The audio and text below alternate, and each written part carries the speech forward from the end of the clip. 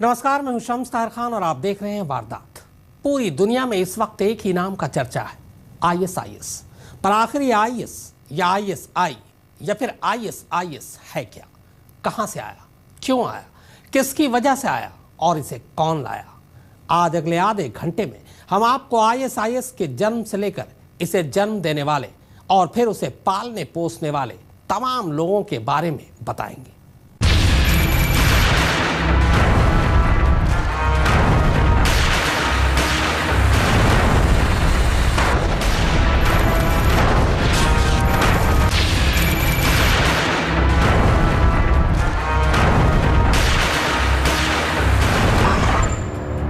तो 2011 इराक।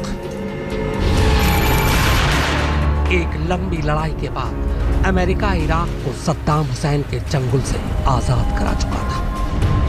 पर इस आजादी को हासिल करने के दौरान इराक पूरी तरह से बर्बाद हो चुका था और उसी बर्बाद इराक से 2011 तक अमेरिका अपनी सारी सेना को वापस बुला लेता है। अमेरिकी सेना के इराक छोड़ते ही बहुत से छोटे मोटे गुट अब अपनी ताकत की लड़ाई शुरू कर देते हैं।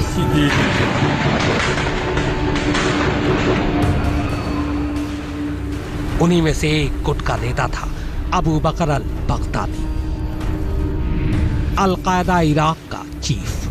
वो 2006 से ही इराक में अपनी जमीन तैयार करने में लगा था, मगर तब न उसके पास पैसे थे, न कोई मदद और न ही लड़ाके। बगदादी चूंकि खुद स्थानीय था, जैसा कि उसके नाम से ही पता चलता है, लिहाजा विदेशियों के इराक छोड़ते ही उसने इराक में अपनी जड़ें नए सिरे से जमाने का फैसला किया। दरअसल अमेरिकी सेना 2011 में जब इराक से लौटी तब तक वो इराकी सरकार को बर्बाद कर चुकी थी। सद्दाम मारा जा चुका था, इंफ्रास्ट्रक्चर पूरी तरह से तबाह हो चुके थे और सबसे बड़ी बात ये कि वो इराक में पावर वैक्यूम यानी खाली सत्ता छोड़ गए थे। मगर संसाधनों की कमी के चलते तब बगदादी ज्यादा कामयाब नहीं हो पा रहा था। हालांकि इराक पर कब्जे के लिए तब तक उसने अल कायदा इराक का नाम बदलकर नया नाम जरूर रख लिया था, ISI यानी Islamic state of Iraq. Baghdadi ने सद्दाम हुसैन की सेना के कमांडर और सिपाहियों को अपने साथ मिला लिया था।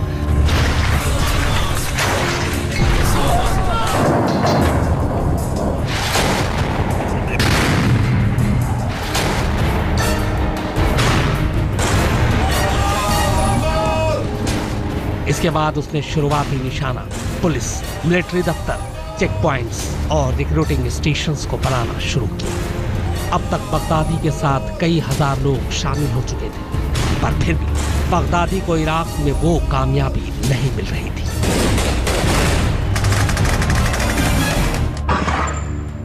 तो 2009 इराक से मायूस होकर अब बगदादी ने सीरिया का रुख करने का फैसला किया। सीरिया तब गृह युद्ध झेल रहा था। अल कायदा और फ्री सीरियन आर्मी वहां के दो सबसे बड़े गुट थे जो सीरियाई राष्ट्रपति से मोर्चा ले रहे थे। पर पहले 4 साल तक सीरिया में भी बगदादी को कोई खास कामयाबी नहीं मिली। अलबत्ता इस दौरान उसने एक बार फिर से अपने संगठन का नाम बदलकर अब ISIS कर लिया था, यानी Islamic state of Iraq and Syria. June 2013 free Syrian army के जनरल ने पहली बार सामने आकर दुनिया से अपील की थी कि अगर उन्हें हथियार नहीं मिले तो वो बागियों से अपनी जंग 1 महीने के अंदर हार जाएंगे। इसी अपील के हफ्ते भर के अंदर ही America, Israel, Jordan, Turkey, Saudi Arab और कतर ने फ्री सीरियन आर्मी को हथियार, पैसे और ट्रेनिंग की मदद देनी शुरू कर दी। इन देशों ने बाकायदा सारे आधुनिक हथियार, एंटी टैंक मिसाइल, गोला बारूद सब कुछ सीरिया पहुंचा दिया और बस यहीं से ISIS के दिन पलट गए। दरअसल जो हथियार फ्री सीरियन आर्मी के लिए थे वो साल भर के अंदर अंदर आईएस तक जा पहुंचे, क्योंकि तब तक आईएस फ्री सीरियन आर्मी में सेंध लगा चुका था और उसके बहुत से लोग उसके साथ हो लिए थे। साथ ही सीरिया में फ्रीडम फाइटर का नकाब पहनकर भी आईएस ने दुनिया को धोखा दिया। इसी नकाब की आड़ में खुद अमेरिका तक ने अनजाने में आईएस के आतंकवादियों को ट्रेनिंग तक दे डाली। हथियारों का जखीरा अब जमा हो चुका था, ट्रेनिंग वो पहले ही ले चुके थे। 15,000 के करीब लड़ाके भी साथ हो लिए थे। इसी के बाद जून 2014 में अचानक पहली बार आईएस की ऐसी तस्वीर दुनिया के सामने आती है और देखते ही देखते एक गुमनाम संगठन अगले कुछ महीनों में ही दुनिया का सबसे खतरनाक आतंकवादी संगठन बन जाता है।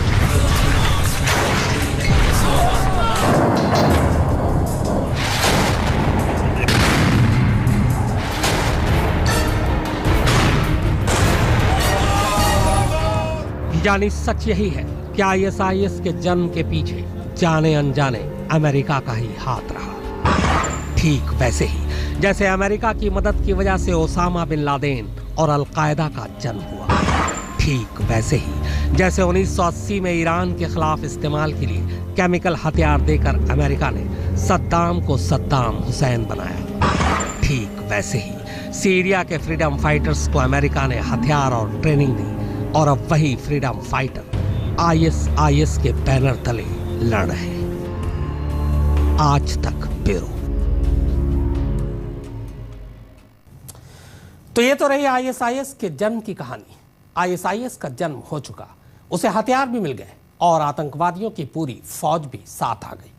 पर जंग लड़ने में पैसे खर्च होते हैं।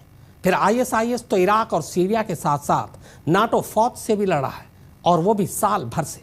अब ऐसे में सवाल ये उठता है कि आखिर आईएस के पास इतने पैसे कहां से आ रहे हैं, कौन कौन देश उसकी मदद कर रहे हैं। तो लीजिए ये सच भी जान लीजिए।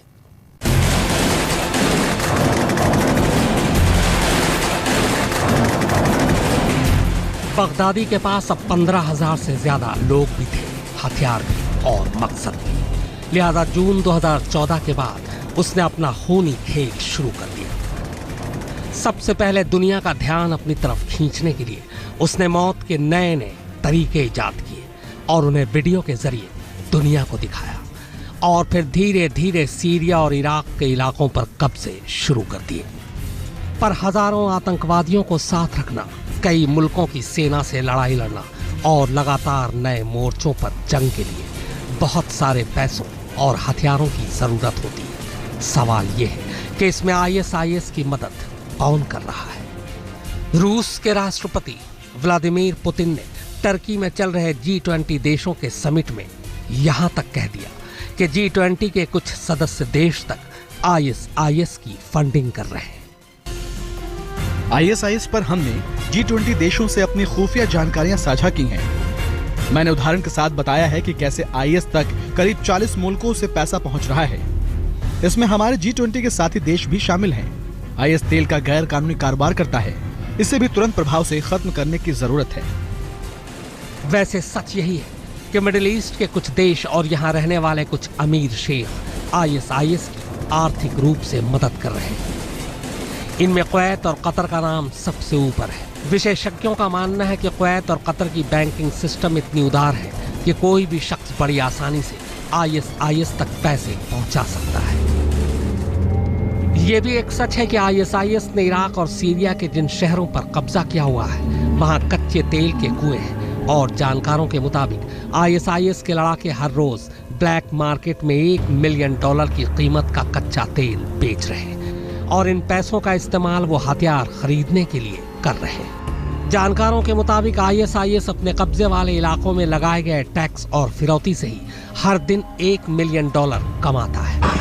अगर आईएस की काली कमाई के आंकड़ों की बात करें तो सिर्फ साल 2014 में आईएस ने इराक में टैक्स और फिरौती से ही $600 मिलियन कमाए। आईएस के आतंकी इराक के बैंकों से करीब $500 मिलियन लूट चुके हैं।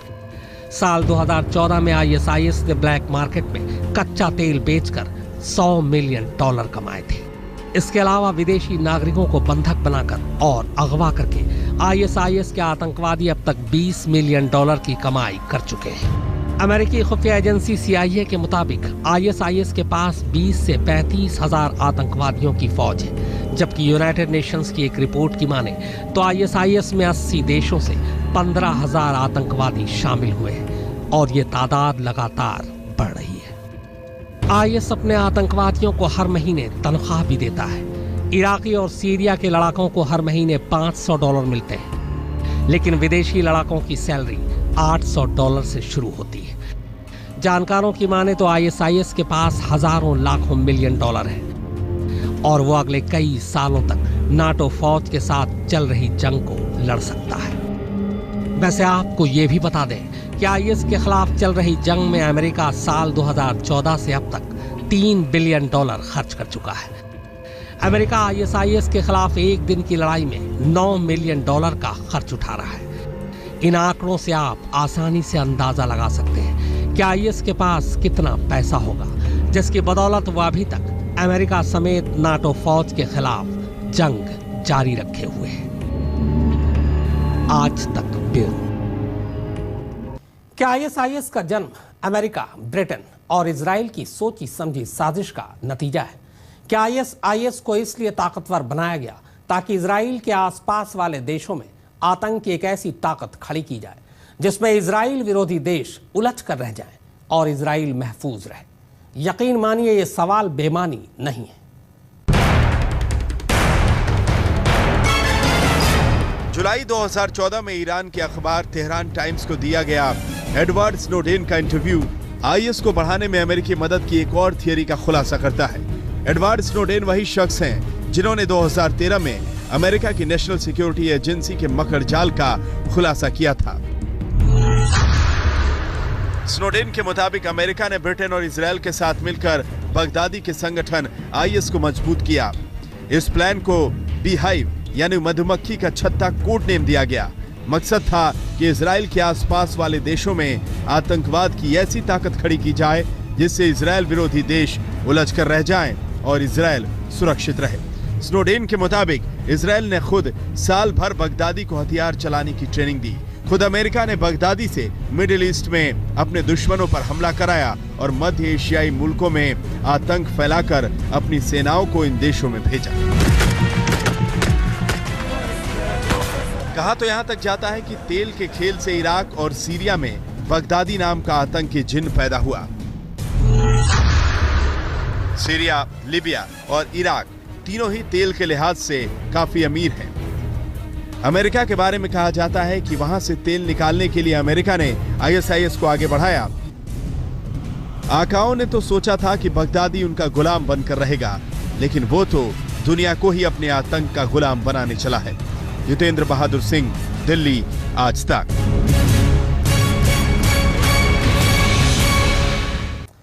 आईएसआईएस अब तक सीरिया और इराक के एक बड़े हिस्से पर अपना कब्जा जमा चुका है। इनमें इन दोनों देशों के कई बड़े शहर भी शामिल हैं। इराक में तो आईएसआईएस अब लगातार बगदाद की तरफ बढ़ता जा रहा है।